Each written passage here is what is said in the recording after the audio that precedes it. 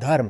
साहब, आप क्या सोचते हैं पश्चिम एशिया में जो युद्ध हो रहा है, क्या वह सिर्फ जमीन, तेल, प्रभाव या भू राजनीति के बारे में है? अमेरिका को इजराइल के पक्ष में दखल देने की जरूरत क्यों पड़ती है? इसके पीछे रणनीतिक कारण है, आर्थिक कारण है, लेकिन यह मत भूलिए कि पश्चिम एशिया में जो हो रहा है उसका सबसे बुनियादी कारण धर्म है। इंजील ईसाई वे अमेरिका में मतदान करने वाले मतदाताओं का लगभग 25% हैं। ये एक बड़ा समूह है, 25%।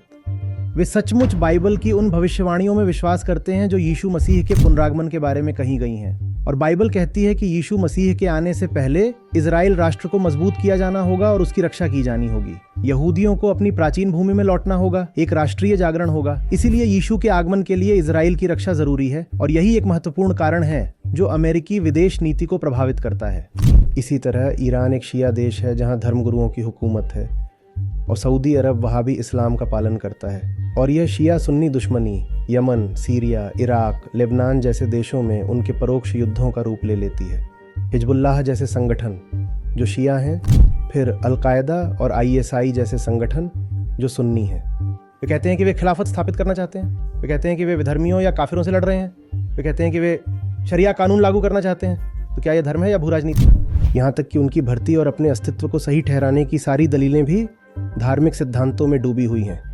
अब जेरूसलम एक विस्फोटक बिंदु बन चुका है। यह यहूदियों, ईसाइयों और मुसलमानों के लिए पवित्र है। अल-अक्सा मस्जिद और टेम्पल माउंट वहीं स्थित हैं। हमास अपनी लड़ाई को इजराइल के खिलाफ जिहाद मानता है। वह यह नहीं कहता कि मैं बस जमीन को आजाद कराना चाहता हूँ। वह कहता है मैं इस्लामी जमीन को आजाद कराना चाहता हूँ। पूरे मध्य पूर्व में नेता युद्ध को सही ठहराने के लिए कुरानी आयतों और पैगंबर की परंपराओं का हवाला देते हैं। शहादत, बलिदान का महिमा मंडन किया जाता है और आत्मघाती हमलावरों को ऐसे धार्मिक नायकों के रूप में दिखाया जाता है जिन्हें जन्नत का वादा किया गया है। इस क्षेत्र के नेता इन संघर्षों को धार्मिक युद्ध के रूप में पेश करते हैं।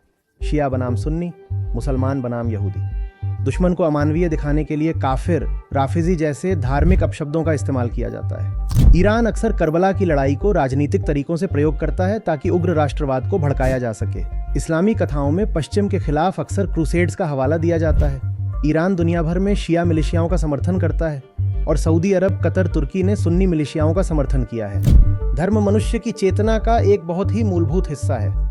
यदि धर्म सही दिशा में जाता है तो यह एक सामान्य जानवर जैसे मनुष्य को परिपक्वता, करुणा, बुद्धिमत्ता और गहराई से युक्त व्यक्ति में रूपांतरित कर सकता है।